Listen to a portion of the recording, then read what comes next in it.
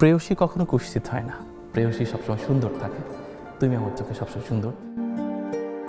প্রেয়সী কখনো কুৎসিত হয় না, প্রেয়সী সবসময় সুন্দর থাকে। তুমি আমার চোখে সবসময় সুন্দর। তোমার সাথে আমার প্রথম যেদিন দেখা হয়েছিল, সোডিয়াম লাইটের নিচে তুমি দাঁড়িয়েছিলে। সেই চেহারা আমার চোখে আজও আটকে আছে। ওটা কখনো সরবে না। জীবনটা সংক্ষিপ্ত হওয়াই ভালো।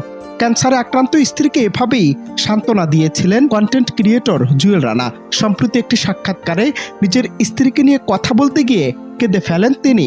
কারণ যখন এই কন্টেন্ট তৈরির জন্য সবাই তাকে ছেড়ে চলে গেছে, তখন শুধুমাত্র তার স্ত্রী পাশে ছিল। তাই তো আজও ভালোবাসা মধুর।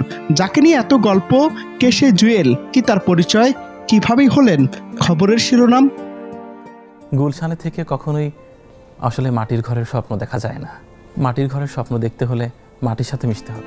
জুয়েল রানা এবং তার সৃষ্টি চিত্ত মিডিয়া বর্তমানে বাংলাদেশের সোশ্যাল মিডিয়া জগতে এক অনন্য নাম, যার মাটির কাছাকাছি থাকা মানুষের গল্প বলে। গ্রামীণ জীবনের প্রতিটি পরতে পরতে লুকিয়ে থাকা সরলতা, কৃষকের হাসি কান্না আর প্রকৃতির চিরচেনা রূপকে তিনি তার লেন্সের মাধ্যমে অত্যন্ত শৈল্পিকভাবে তুলে ধরেন। চশমা আর কলম হাতে তার বিশেষ উপস্থাপনা শৈলী দর্শকদের মনে এক গভীর আস্থার জায়গা তৈরি করেছে, যা তাকে সাধারণ কন্টেন্ট ক্রিয়েটর থেকে এক অনন্য উচ্চতায় নিয়ে গেছে।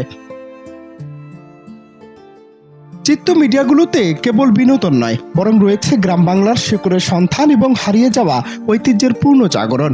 ঝিনাইদহের এই কৃতি সন্তান দেশের বিভিন্ন প্রান্তে ঘুরে ঘুরে সাধারণ মানুষের সংগ্রামী জীবনের এমন সব দৃশ্য তুলে আনেন, যা বড় পর্দার সিনেমার চেয়েও বাস্তবধর্মী। রুচিশীল উপস্থাপনা এবং ভিডিওর মাধ্যমে কৃষি ও কৃষকের প্রতি সম্মান প্রদর্শনের কারণেই ফেসবুক ও ইউটিউবে লাখ লাখ মানুষ তার কাজের সাথে যুক্ত হয়েছে।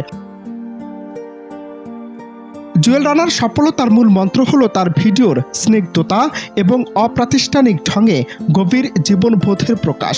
আধুনিক প্রযুক্তির যুগে যখন সবাই কৃত্রিম বিনোদনের পেছনে ছুটছে, তখন চিত্ত মিডিয়া দর্শকদের ফিরিয়ে নিয়ে যায় সে সাদা মাটির ঘ্রাণে আর গ্রামের মেঠো পথে।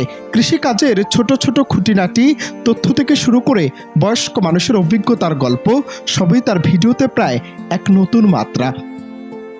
অনন্ত হাসান মাসুদ, বাংলা টিভি।